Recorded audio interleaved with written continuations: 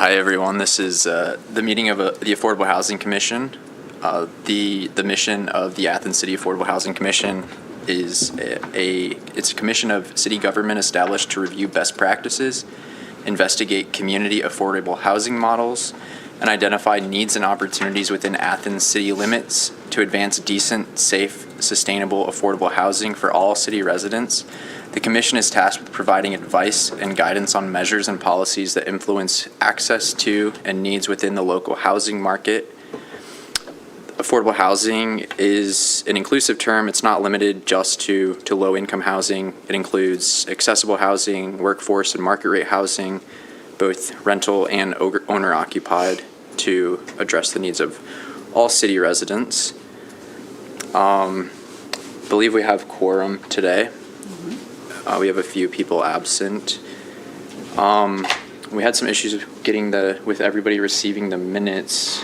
Did everyone have a chance to review the minutes, or okay? Are there any adjustments that need to be made to the minutes? Mr. Chairman, I'm going to abstain because I did not receive the minutes. Okay. And seems to be a technical problem here. I think we're having technical issues. Yeah. Again. Okay, should we move to approve the minutes? Accept the minutes as presented. I'll second. All right. Now do we need to vote on that? Mm-hmm. Okay. So everyone who's in favor of approving the minutes from January? Aye. Anyone opposed? Okay. So the minutes from January are approved. The first thing we have today is a speaker from Vitruvian. So if you wanna come up and introduce yourself and. Right here. Yep. Mm-hmm. Can you guys hear me well? Fantastic. My name is Stefano Alva. I'm the Director of Operations at Vitruvian. I appreciate Molly giving me the opportunity to come here and speak.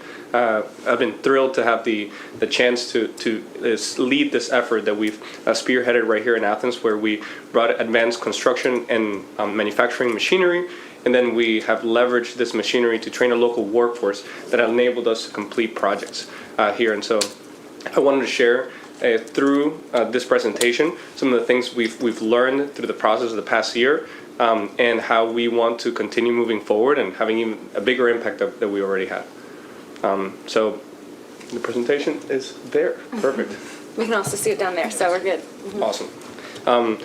So I wanted to preface this presentation before I get into the details by just saying that we acknowledge that 3D printing is really just one part of the puzzle of construction.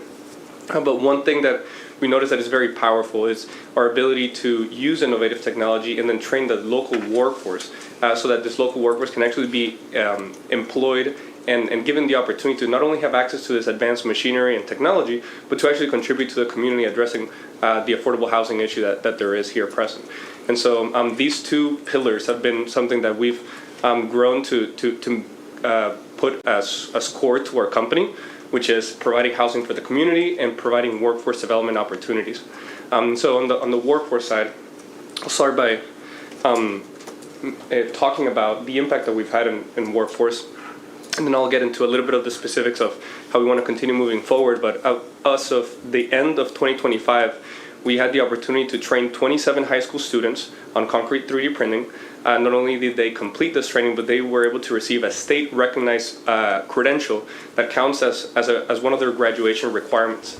And the reason why they've been able to achieve this is because the training curriculum that we put together was in partnership with the bricklayers of Local 23, as well as with the general building trades in the International Masonry Institute, which then allows us to go to the state and ask for state credentialing. So the state credential then enables the students to actually fulfill one of their graduation requirements again.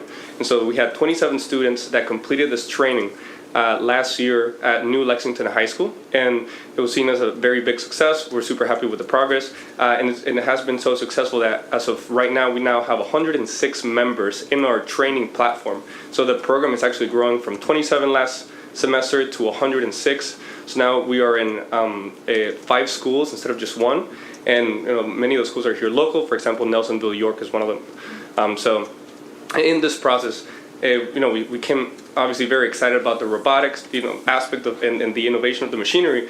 but we've come to grow to really love the workforce side of the work that we do, and we're seeing this impact firsthand. Before I kind of continue, I just think that this is such an important part of the work that we do that I want to share a story and a couple of stories of individuals that have gone through our program and kind of what has been the outcomes of those individuals. So I'll start with Jacqueline Cesar. She was an intern for us last summer, completed her training in both the concrete 3D printer and the composite 3D printer. And not only did she help us actually kind of think through the workforce development program, because she was one of the first participants, but now she's pursuing a full-time engineering degree at University of Cincinnati. And so I like her story because even though this is a pre-apprenticeship program that is technically entailed to attract individuals to the trades, we don't want to put people in a box. And we acknowledge that this actually can be an opportunity for individuals in the Southeast region that rarely get the chance to play with these robots and play with this machinery to be able to stand out when it comes to basically shining against other students that are trying to make a case of why they should be able to given the opportunity to attend to good engineering schools, for example. So I am very motivated to continue this exposure and again, not defining a path for people. Another story is that of Malachi Jenkins. Malachi Jenkins came through the Foster Hub program. Michelle Mays actually brought Malachi to one of our open houses. And in Malachi, when he came, he was the type of kid that would maybe look at you right in the eyes. He wouldn't shake your hand really strongly. He was a little shy. He had gone through a really tough couple of years in the past, and he was interested in learning about forklift training. And it happened to be that a component of our concrete 3D printing training is to teach them how to use and operate a forklift, because you need to operate a forklift in order to load the material into the silo. So we won't get into the details of that. But long story short, Malachi completed the training on our Scorpion program. He worked with us for only 10 days, and from there he found full-time employment at Logan Waterworks facility. And I like the story too, because first and foremost is how the progression that Malachi had from being a little bit shy and kind of maybe not shaking your hand as strong and to working with us on site for 10 days. And I know 10 days is not a lot, but you show up to a construction site for 10 days, you're going to know what construction is about. And it builds this crazy sort of confidence in you, knowing that you're going to be able to show up to somewhere at 8 o'clock in the morning, and by 6 p.m. you're tired, you're ready to go home, you feel accomplished. We actually build things. And I think this sense of accomplishment is super important for individuals in this area. It is well known that this area needs love and it needs opportunity, and being able to provide this opportunity to individuals for us is super important. So yeah, I just want to share these two stories. Again, did they end up doing 3D printing? It's no. And are there 1,000 3D printing jobs out there? It's I hope one day. But right now, the opportunity is in construction and in manufacturing. And there's a crazy demand for this work in the area. And if we can inspire the next generation of people to join these industries, not only do I think that we're leading them into in-demand careers, but these in-demand careers are actually going to be able to impact the community positively. So with that, kind of finish my spiel about the local workforce. And I want to get a little bit more technical on some of the things that we've learned as we went through the process of building the homes. Our goal is to have expand our training program so we can train individuals and in 30 days be able to teach them how to meaningfully contribute to a construction project, and not only learn about the concrete 3D printing portion, but about the entire building process. And this is made very intentionally by choosing technologies that can be easily taught to people. So these technologies that I'm going to be sharing of how we are thinking about basically stacking technologies to create a housing product are technologies that are not only speak to the concrete, let's say complement the concrete 3D printed walls that we're doing, because these other technologies are very durable and they're very efficient and they're very fast, but they're also very easy to train.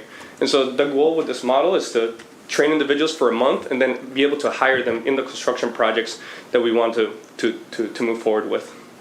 And the idea is to be able to complete a housing product in 90 days. That's the goal. So the first technology that we'll be using moving forward, and we're very excited to test, is called frost-protected shallow foundations. I'm going to get a little bit technical here. Feel free to jump in, or if this is a little technical also, feel free to ask questions. But A frost-protected shallow foundations are a technology that is used to do slabs. And one of the benefits is that by putting insulation in the foundation itself, it doesn't require you to go all the way down to the frost line, which then means that you drastically reduce the amount of concrete that you need. This is one of the things that we experienced while we were building the homes in Chansey, doing traditional slabs. I'm from Florida, so this was my first time experiencing with this freeze-thaw whole thing. And the amount of concrete that is used, because you have to dig below that freeze line, is insane. And so by using this frost-protected shallow foundation, we can reduce concrete use by about 50%, and that creates a direct impact on the cost of these foundations. As a compliment again, it's very easy to train people to use this stuff. It's a form that it serves as insulation and also as a form. And so it's literally like a piece of foam that is placed on the ground. And this piece of foam that is placed on the ground allows the concrete to stay within the bounds of the slab, but also to prevent the cold weather coming underneath the slab and kind of changing the creating that like freeze-thaw cycle that unstables the slabs. Our concrete 3D printed walls, we can manufacture both on site. This is a picture of the machine working on site, as well as at our shop. Some of the advantages of concrete is that it's fire resistant, it's hurricane proof, it's flood proof. It speaks to the durability and to the ability to withstand the elements. Right, we want it to be able to withstand the test of time, and I think here I do get very excited about this technology because it is more and more common that prefabricated modular homes are kind of the only way that individuals can access single-family homes. And again, nothing wrong with that technology. It's affordable and it's really fast, and being able to rely on factory precision is good, but it comes at the expense of building material quality, right? And it's just clear that when you use wood, it is hard to achieve, flood resistance, fire resistance, and able to withstand the elements as good as concrete.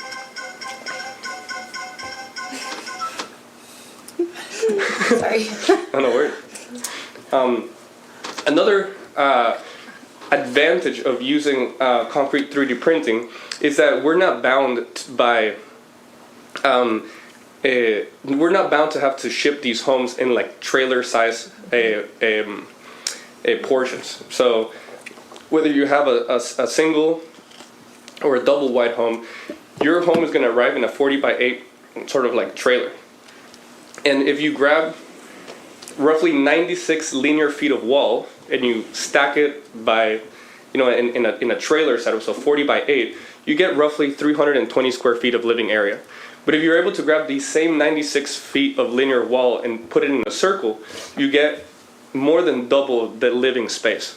So just to kind of show that there are some things about having to deal with rectangular homes that actually makes the process a little bit less efficient when it comes to the amount of area that you get per linear wall of home built. Does that make sense? Mm-hmm. Cool. So we are, through this process, we also identified another technology that I'm very excited to integrate into the third home that we're building in Chansey, which is metal insulated panels. So metal insulated panels is a roofing technology. It's used a little bit more in commercial settings, but it's basically metal sheathing, EPS foam, and metal sheathing. And this allows for entire roofs to be installed in a day. And the process of learning how to install these is actually, we are going to be attending a training program to learn how to install these, and the training is for 8 hours. So it's a day. So I'm very excited to bring back this training and again teach individuals how to use this technology, not only give them exposure to these up and coming technologies, but also have a technology that again enables us to install an entire roof in a day. It's super exciting.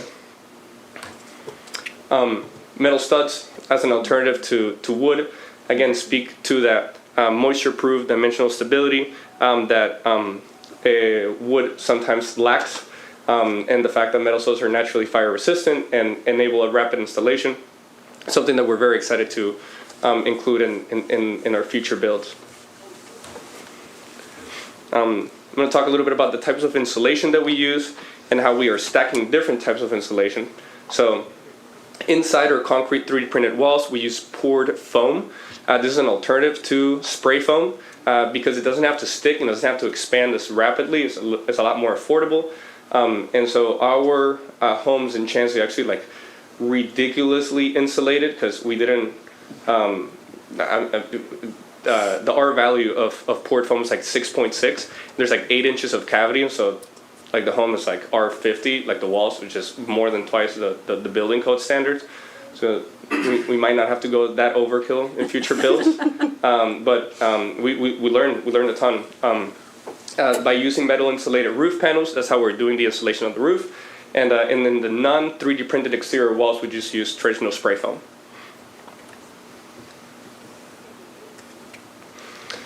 Something that we followed in this Chansey build that we want to continue doing is centralizing the mechanical core. And so basically putting the bathroom, kitchen, and HVAC all together allows us to really simplify the electrical and the plumbing wiring. And this is a common practice in traditional construction, so this is nothing new, but it is something that the local HVAC, electric, and plumbers really appreciated that we didn't make their life hard on. So we'll continue doing that moving forward. And then something that I'm also very excited to start integrating is we noticed that in this construction process that drywalling was one of the most time-consuming parts of the construction process. And in thinking about alternatives to drywall, is something that I'm also very thrilled. So thinking about using PVC panels, for example, in HVAC rooms, fluted wall panels are using local wood that doesn't have to be, these fluted wall panels, as well as any other panels, come pre-finished. So it's a matter of literally grabbing a drill and drilling these into the wall and you're done. Again, this is very teachable, right? And so what we're trying to move away from is when we try to hire for drywall, it takes a lot of skill to know how to drywall. And so you're bringing in skilled workforce, and typically come from not this area. Because they have to travel so much, the costs end up being very expensive. So we're trying to move towards technologies that are very easily taught, as well as kind of have as good of a quality or even better. And then that is, the end of the presentation. Do want to wrap with some of the like the core aspects here and open the floor for questions and discussions. But our goal is to be able to deliver housing in 90 days. We specifically built a floor plan that I'm going to show that revolves around the Welcome Home Ohio requirements. And so this is where I actually would like for the conversation to be sort of like ask you guys if this Welcome Home Ohio program is something that you guys are familiar with, and we understand that this program has specific guidelines that need to be followed when it comes to the square footage, when it comes to the cost that they have to be sold at, when it comes to like what are the amenities that have to be in there. So we've built this specific floor plan that I'll show in a little bit around that program. And I would love to get feedback on like what has been the committee's experience with this program, and is this seen as something worthwhile for us as a company to continue pursuing, or if there's maybe clear opportunities for this impact to be had. So our goal is to use better building materials, fire-resistant materials that last generations.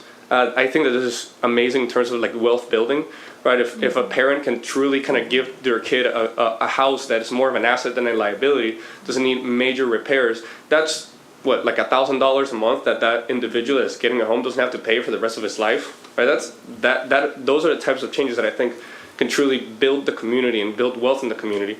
It just becomes really hard for that to happen if every 30, 40 years you have to completely replace a home. Affordability. By using these good quality materials, I do want to say like we end up being on par with traditional construction. We end up having a product that is built by the community and that is going to last a lot longer than your alternatives. And so at 250 square foot is I'd say the upper limit of what we would be looking at in future construction. And the workforce development part of it, I think I've spoken enough about it, but that is something that our team is really passionate about. So yeah, I'll kind of share this. Well, this is the home in Chansey, and this is not how it's looking right now. The furniture is not there, so there are some rendering. This is a mixed rendering, but the actual siding, the walls, the roof, all is what's actually there. The only thing that's a rendering is the patio area. Yes. Couple questions. Have you taken your program into Tri-County Adult Career Center? Because that does take in 3 counties where high school students go in that facility looking at specific trades. So we're super fortunate that we got the MOU signed with Tri-County about like a week and a half ago. Great. So it is looking like we're going to be integrating our programming in there. We're super excited. It seems like they're receptive to it. Yeah.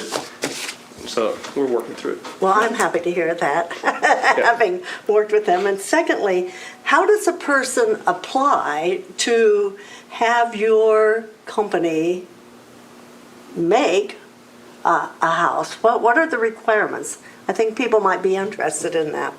Yeah, I mean, obviously, direct outreach is a way that works. Happy to share the contact. But I also think that we are, like, this is, like, right now, for example, these 2 homes that we're building, we just finished doing the drywall in the first home, and we're finishing doing the electric plumbing and putting drywall in the second home right now. So we're just coming out of that construction. So, like, again, right now we are, let's say, officially open to the public, right? Mm-hmm. It's like this is a great time, for us to open up, and this is one of the first steps that I figured that was worthwhile doing, kind of sharing with you and taking any feedback from this group and this community to see how I can better improve my approach. So we're open to suggestions. I mean, if you have suggestions on what is a good way for us to connect with the community and to be able to kind of share this offering, super happy to hear that. Okay. I love your passion. And personally, I would just like to see, and I don't know if you're going to have more, of photos, even if they were, process photos, and, along the process, and not be mixed with the rendering. Mm-hmm. I feel like that would be helpful. Yeah, and so like, I have to put some fire under. We have, I know you wear many hats, and it's hard to do those things, but it would be helpful, I think. No, for sure. Actually, I mean, something that I'm super excited for. We're just browsing it, but Jesus, one of the OU professors in the engineering program, actually brought a 360 camera and was scanning our construction site as we were like progressing through the steps. Yeah. And so there's this thing that we're working on. I'm kind of selling it, which I shouldn't be doing because it would be good to like surprise people with it. No, that's good. But the idea is that you put a VR headset and then you kind of are able to see actually the progression of how the home is built, and you'll be able to move around like that and kind of see how. That's cool. It looked just a slab. It looked after the construction. It looked after like the roof. So that's cooking. No, but good suggestion. I appreciate it. Well, I don't know about the rest of you, but I have toured your facility, and it was very interesting. This was a year and a half ago, maybe, something like that. About a year ago. So kind of getting underway, and frankly, I'm surprised you're still here. I mean, you personally, coming from Florida, all you've been through. So I was wondering about you to see if you made it through our winter, but congratulations, you did. So sounds good. But and I'm assuming you have talked with our folks here about our Welcome Home program, and where we're at with it and all that, with code enforcement or Andrew Chicky. Actually, not in too much detail. What I do know is that last year.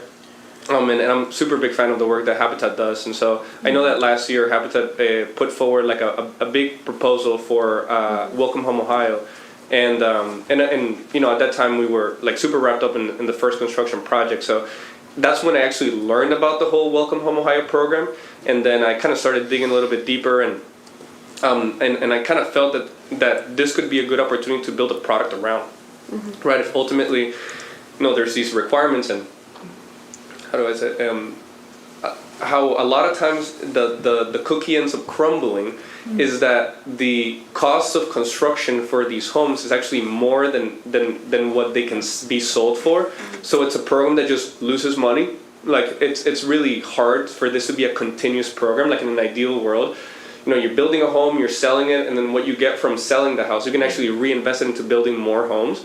But that actually, like from our research, that doesn't never end up being the case, because like it's almost like baked in the program that you have to sell the homes for a price that it's unfortunately unsustainable to keep building at. And so we really looked at this as like, okay, this is a nice opportunity to try to build a product that addresses this specific need. And so this floor plan that I'm showing right here, I mean, it's kind of now that I'm like looking at it, it's like really hard to kind of get all the details from just this very far away snapshot. But this is meant to be like a two bedroom, 1 bathroom, 800 square feet a home that fits within the Welcome Home Ohio criteria of the delivered home. And the goal is that we're aiming to be able to deliver this for $200,000, which is roughly $20,000 less than what you can actually sell the home for. And so the big goal here is to give a tool so that communities can actually keep recycling the money and keep kind of continue building. Right. Of course, I know that there's a gazillion other things that come into play: land, utilities, horizontal development. It's not like this is the end to it all, right? It's not like this is like the silver bullet, but hopefully it's part of that silver buckshot, that maybe we need. Maybe this is one of the tools that are needed to come up with a comprehensive solution. Great. I just have one comment. I just really appreciate the emphasis on workforce, because what are robotics and manufacturing without local talent? So that's great. Has Athens City Schools expressed any interest? In what specifically? In the training programs and the apprenticeships and all of that. Yeah, so Athens Schools is Chad Springer, I believe, is the principal, and Lauren Borkovic. Like, they've both been fantastic, and I don't want to get too much into the details, but they have this understanding that if a credential is being given at Tri-County, that the Athens High School shouldn't be given that credential because they don't want to like duplicate efforts. And so we're kind of in a funny position because we kind of, I guess, have to pick, or they're going to have to pick who's going to be given the credential. So we're like navigating like that right now, but I'm kind of getting a little too much into the weeds. But yeah, they're fantastic. I mean, I want to give access to this program to as many people as possible. So I'm like learning about these little rules and things like that. And I'm like, well, that's kind of ridiculous, but I get what they're doing. Yeah. Thank you. I just have 2 quick follow-up questions. So my understanding is right now, like you mentioned, frost-protected foundations. Are those? I assume those are cast in place and not 3D printed. Is that right? Correct. Okay, so you would cast the foundations and the slabs, and then the 3D printed component would be your structural walls, right? Okay. And then the other thing, you mentioned spray foam as an installation selection for non-insulated walls. I'm curious about that selection. It is a very failure-prone insulation, so I do wonder, like, that seems like the one weak point that you've kind of talked about in your presentation. So I think, just in our experience, that is, kind of one of the most risky types of insulation to use. So I would just like maybe kind of it's also can be toxic and off gas. So I think that's the one piece that I saw that you shared. I think everything else makes a lot of sense, but the spray foam insulation in particular, might be like the weak point in that kind of assembly. I mean, I appreciate the insight, and I mean, you come from an architecture background and building technology, so take that to heart. I mean, honestly would love to connect kind of outside and kind of get your, I mean, if you want to say even more.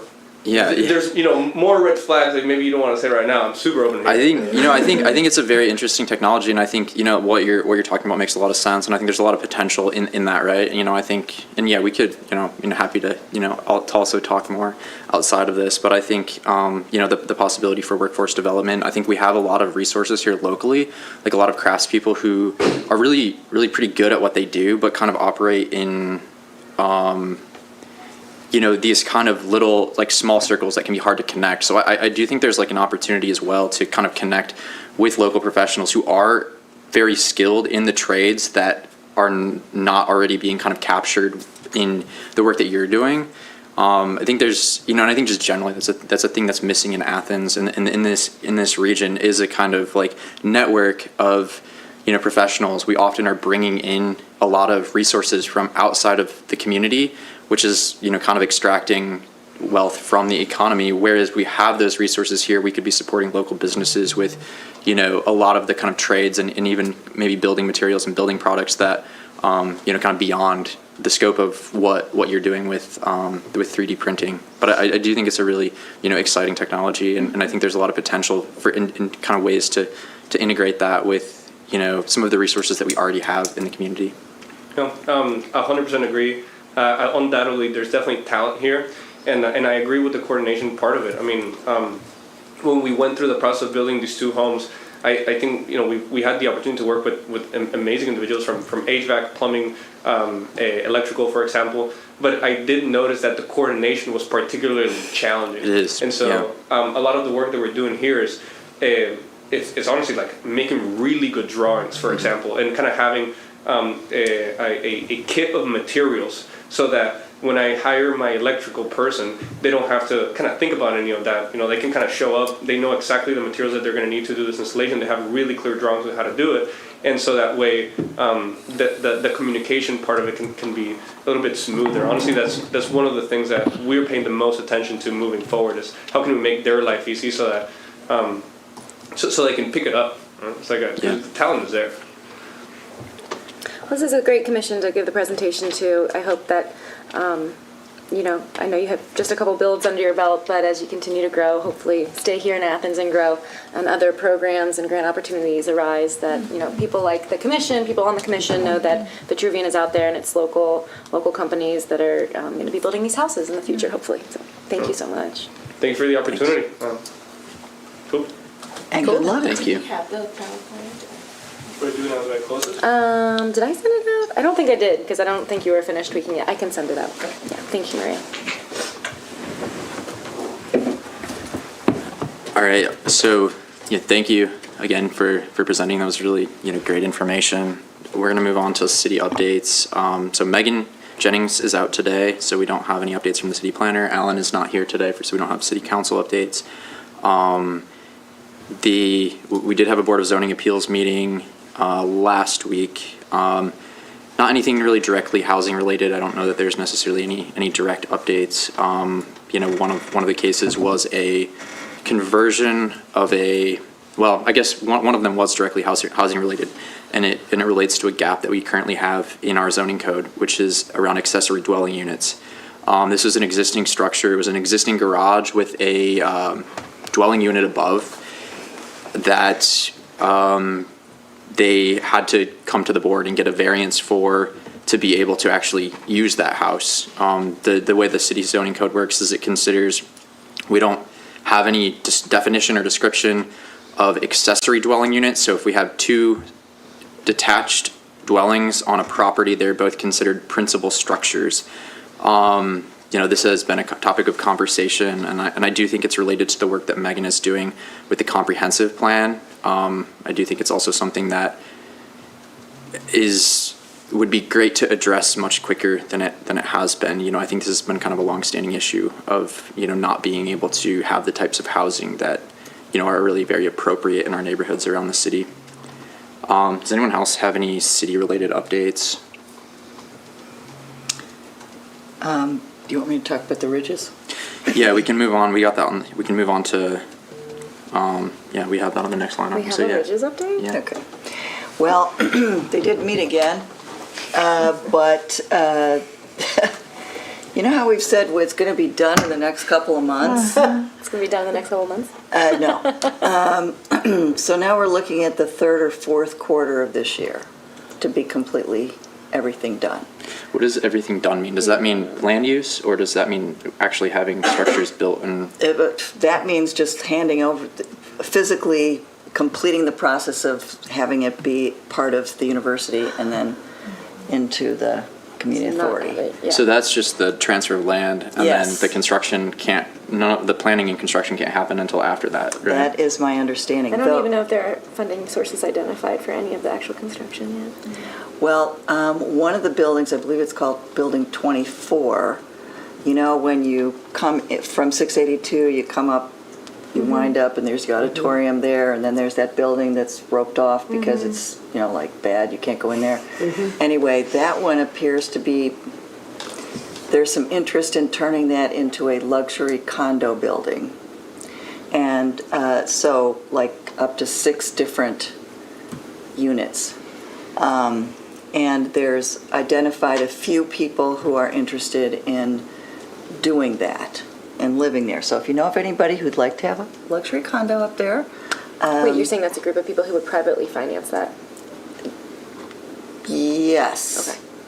Okay. I can't speak to the financing per se, but I know that there's a group of people, and there's a few in there, and they're looking for a few more who might be interested in sharing that space as a luxury condo building. And so that could kind of, as soon as the transfer is done, they could take off and do that. And let's see, anything other than that about it? Well, you know, they're still talking, there looks like they're going to focus on senior housing first because there's such a great need for senior housing. So we'll see how that goes. There's a lot of discussion. Amy Lipka was going to talk about that today, actually. But unfortunately, she's not here. She's sick. But she is coordinating with Chris Nisley and Susan Urano, a senior housing group. I was just introduced to it. I'm going to be part of this. And they're talking about what kinds of things are really needed. As you recall, we organized a focus group for senior housing up at the Ridges. Gosh, it's been a good year and a half, 2 years, anyway. And so we have a lot of data from those focus groups as well. So that seems to be the first priority, though I think some of these things are going to could be happening parallel. So there has been also a slowdown in opportunities for the sustainable housing, not sustainable, what is it, for people who have special needs. And for the 317 board, and that ran into some glitches. Not sure what's happening with that right now. But that's an important component of it as well. So anyway, Amy was going to have more about that, so this is what I know about all that. But it's moving along, and let's just say there's some shared glitches, red tape that have been more problematic than people have anticipated. It will happen eventually. Hopefully the historic building won't collapse Before it happens, yeah. before that happens. So that's what's going on with that. They won't have another meeting till August, Okay. is my understanding. Unless Are they something- trying to meet quarterly now? You know, I don't know. And one of the things that happened, because I was out of town and I found out about it through Amy, this was like a week or so ago, and apparently they've not been very forthcoming in their announcements about their meetings. They put a little piece of paper up downstairs on a bulletin board, which is pretty lame, because surprise, hardly anybody knew about it. All right. So that covers age-friendly housing. We can maybe have Amy give another update next month when she's in Yes. the Ridges. The other item that we had as far as area housing and development construction projects, we just wanted to share that the county, Commissioner Chris Schmiel and County Planner Connor Lavelle are working on a CRA, a Community Reinvestment Area, I believe is right, which is a tax incentive for accessible housing. There's no solid updates on that yet. The timeline is still a little bit TBD, but I think we're hoping in the near future that will be a tool in the county, unincorporated county. Now, the city would have to adopt its own version of this kind of an incentive for this to impact any projects within the city. I know that they've been doing a lot of really good work on this, and I think it could be a really good precedent and a really good example for other jurisdictions that aren't included in the CRA that they're working on could adopt or could modify and adopt as a way to incentivize. I believe their first version is focusing on accessible housing, which is a big need and something that we hear about a lot. And I believe they may be working in the future on another one specific to sustainable and energy efficient structures, which would be, another tool that would incentivize a type of housing that would be more efficient and more durable, more resilient, and more appropriate than a lot of standard built construction that is more typical of what gets built around here. I have a comment on the CRA. I think if the city of Athens were to ever consider a CRA, they can be very flexible. They can encompass all types of housing, all types of even commercial industrial uses. So I think this one seems a bit prescriptive. I have shared my thoughts on that with Commissioner Schmiel and Connor. But so just so this commission knows in the future, I think you would want a CRA, or I would recommend a CRA be all-encompassing, and then you consider the projects on a case-by-case basis. So if that's something that the city ever wants to consider, which I hope they do. Is that something that we can nudge them along about a little bit as a commission? Come up with some proposals for ordinance changes or something? Yeah, I have the like all the city. draft legislation and ordinances that they would probably need. So yeah, I think we could certainly do that. And I'm pretty sure, I'll double check, but your footprint for the CRA could be the entire city limits if you really wanted it to be. Or you could focus on a certain area. Well, I think The it'd be great ridges if we should could- probably be in a CRA, honestly. Yeah, well, yeah. That should be like That's that. another conversation, but yeah, I think that I would really like to see that move forward, and if there's a way we can get us to help with that process, that might be something that Alan, given he's on chair of the planning committee on council, that he might be very interested in. Yeah, So I've volunteered him. on that. voluntold. Voluntold, right? So let's move along with that. All right. Yeah, we'll hopefully get a presentation from them in the future once they have a little bit more of a solid criteria established. And once they're ready to roll out, we'll see if we can get one of them to present, or see if we can get some more solid information to share.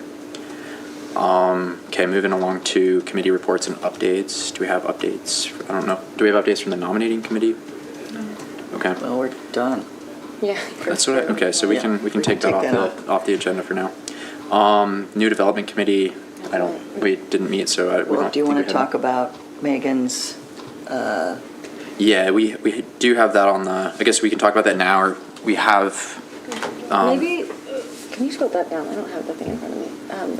You don't have access to yeah, that. I had to double check. I see this. Yeah. So we do have we're going to talk about the trust results. We can do that now, or we can wait until after committee I say we reports. do that now since we only have 12 minutes. I know Zach Yeah. has to leave right at 1, and I'd Okay. like to get to And I that. do want to talk about what's happening with the.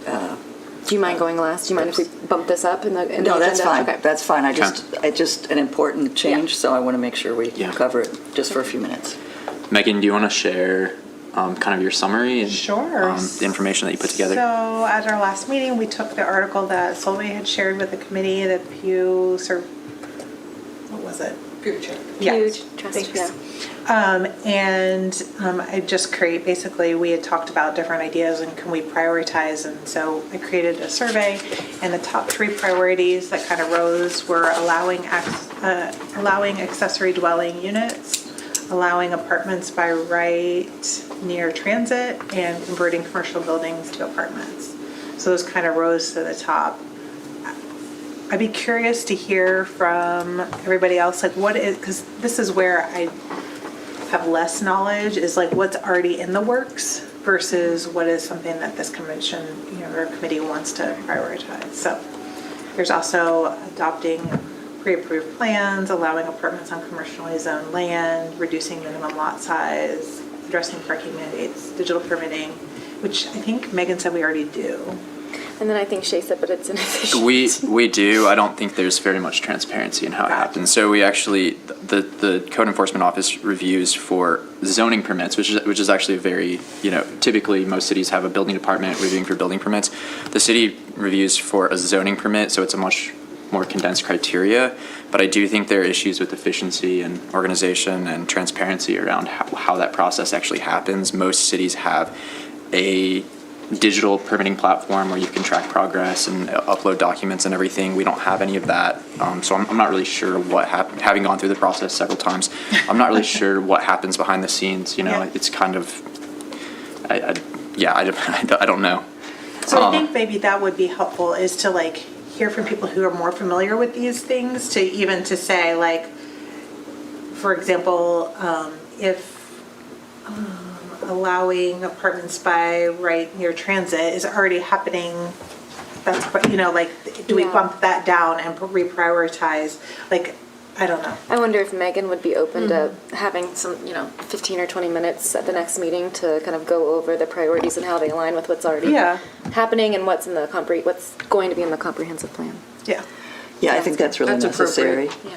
Yeah. And, yeah, because I, I think these are important opportunities, based on some pretty good information from experts. And so we want to at least have a comfortable conversation about it, given that the comprehensive plan is moving forward, I think, now. Megan can give us, we can request that she talk about where these might fit in and where they, and what we can do to support these to move forward. And I would like to hear from her, honestly and straightforward, what is not going to happen. Because then we can take it off of our list too if it's never going to get any traction or move forward. That'd probably be helpful to know. Since accessory dwelling units was brought up anyway, I must say that having lived on East State Street and knowing how many of my neighbors have them and had, for generations have had them above their garage or whatever, they were here, and people don't even know they exist. They're just part of the East Side and probably other innocuous. parts of the city as well. And they can really work, and they can really reduce the cost of home ownership, make it possible for people to ease into home ownership or to stay in their homes when they're seniors and can't afford it otherwise, or have help from family members or renters or whatever. And also brings in the idea of intergenerational living situations, and I think that can be very helpful for a lot of people that has been shown to be successful in other places. So anyway, yeah, that's my big pitch for that. I just to piggyback off that a little bit, one of the, my company has designed quite a few ADUs and we've worked on them, obviously not in Athens because they're not legal here, but one of the biggest use cases that we see is exactly that, is it's intergenerational, whether it's a homeowner building an, accessible housing. The issue that we have here in Athens is not unique. A lot of older historic stock in a lot of cities across the country is, has the same challenges regarding accessibility. So one of the most common use cases we see for people who are building accessory dwelling units is building a unit for a family member, building an accessible unit for a family member, or building a unit for themselves so that they can downsize and age in place and stay in their neighborhood, stay in their community, and then rent out, or even, in some places there are opportunities to subdivide and sell, and then you're creating two separate housing units. So it really gets a little bit to the heart of a major problem we have, which is, people not having access to the type of housing they need in the neighborhoods that they want to live in. Well, yes, I am very much in favor of trying to make this happen, and so I, would like to do what we can to encourage that.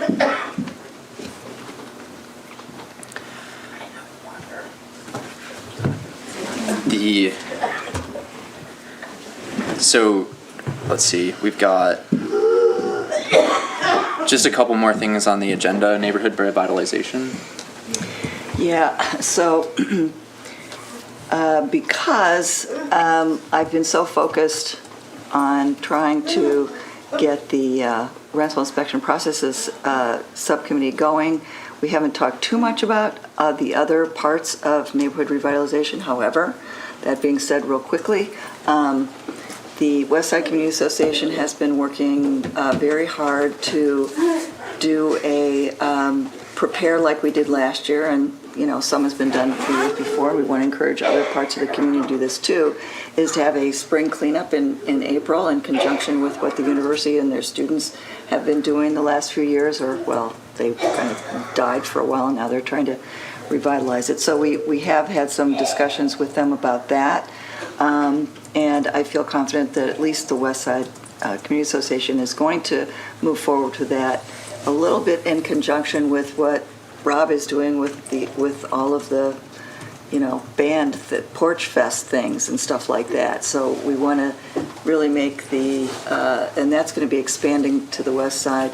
And part of the reason that's important is any time that you can bring neighbors together to do a project and to work collaboratively, then they care more about their neighborhood and their housing and their, keeping up their places, as well as, just being more neighborly and maybe doing things like, I don't know, shoveling their neighbors' sidewalks and things like that. We want to encourage that kind of neighborliness, and this is one way of doing that. So there is some effort along that way. And then I just want to... Detail about that. Absolutely, yes. Go ahead. Rob Delich, live in the east side, but I'm helping organize Porch Fest on the west side. The WCA folks said that they've approved the effort to do the neighborhood revitalization. The first step is for them to get a committee together. They need preferably 9 people, but 5 is a minimum, and they're struggling to get volunteers for that. So if you know anybody who lives on the west side who would be interested in serving on the board or committee, whatever it is, that would help oversee the neighborhood revitalization project for the west side, they're looking for participants to do that, so volunteers. Yeah, actually, I heard back from Megan yesterday, and I think we have 8. Oh, that's great. And I think, actually, they said between 5 and 8 is probably a good number. So I think we have 8 right now. I feel pretty good about it. And just to refresh people's memory, and those of you who weren't here, the Habitat came to us with a project called Neighborhood Revitalization that they've been doing around the country, and they've chosen the west side, partly because they're familiar with it, and we have the West Side Community Association already in existence. So they want this to be like a 5-year project where the community comes together. There's a steering committee and all kinds of processes to kind of gather what people want and find out what people are really interested in. And as part of that, then they come up with help with grants and some other kinds of similar supports in order to help us write grants and kind of guide us along the way, so that we can come up with some projects that are near and dear to the neighborhood's heart. Now, that could be anything from cleaning up a park, or adding to some infrastructure, or helping with better lighting, which we sorely need. And, who knows? Anyway, there isn't specific guidelines, but they need to be sort of infrastructure kinds of things, or maybe some seed money for an annual something of some project. So anyway, it's a pretty exciting thing, and I'm hoping that it can be and will turn out to be a model that can be used not only in Athens, but all over Southeast and maybe beyond that in Ohio. So that brings me to, in the last couple of minutes, I just want to mention what's happening with the rental inspection processes subcommittee. So at this point, we have we've pretty much finalized 2 surveys, one for landlord, property managers, and another for tenants. This has been vetted through several attorneys, including a landlord attorney, as well as tenant attorneys through LASCO, the Legal Aid of Southeast and Central Ohio, and other tenants, and as well as several big and large landlords that I've asked to go through it and give some feedback and see what they think. So we feel pretty confident that at this point they're pretty good tools. We also have a group of researchers, including myself, who have done this before. And now we're putting it into Qualtrics. And for the landlord surveys, we have, and Rob helped us with this, thank you very much, Rob. We have a list of emails. We don't have all the landlords' emails because there's several that never gave the city their emails, but we have numbers of them, hundreds. 572. Yeah. So we are going to email those out. We are not going to put those out publicly because I don't want renters to answer them. I want to be careful that we just get landlords to answer it. So we're going to email that out to all the landlords we have emails for with an explanation, and we're going to with the others, we're going to take it to classrooms, we're going to have flyers, we're going to put it in all the local newspapers, including the Post. We're going to contact groups and West Side Community Association, any other groups. And we're hoping to get, like, I followed the model of the Pedestrian Accessibility Committee, and so we're hoping to get that sent to all the newspapers this Friday. So I did send it all to you guys, so you could look at it if you want to. I sent out the press release, I think, this morning. So you can look at it. We want to get it out by Friday. So if you have any comments, questions, whatever, let us know. But we feel very confident. We also got quite a bit more materials and data back from the city so that we can look at that. We have some connections with I think it's statewide code enforcement kind of professional organization, I guess. And so we're going to be talking with them about any suggestions, comments, etc. So, and we have not heard yet when the new director of code is going to start, but it should be any time now, because I was told last month that it would be mid or late February. So hopefully, and that person said that they'd be happy to meet with us when they're on board. So anyway, feel good about that. So you'll be seeing more of that, and I'm hoping that you can share. We will not have people who live in your facilities because you do separate things. And Kershaw Green has their own inspection system, so I'm not including any of them either. All right. All Thank right. you. Any questions? Great. Okay. Do we have anything from Communication and Education Committee? No. Okay. We talked about the Pew Charitable Trust. So does anyone else have anything else before we wrap up? Good of the order? Do the order. We're in good order, I guess. All right. Check on Mary. Yeah. Yes, do check on Mary. Okay. Do we Or just need say, I don't think we need a motion to do we need a adjourn. motion to Do adjourn? we? You need a motion to adjourn, but yeah, you don't need a vote. You just need a motion to adjourn. I'll move, we adjourn at 1:03. Okay, good job, everybody. Thanks. Thank you.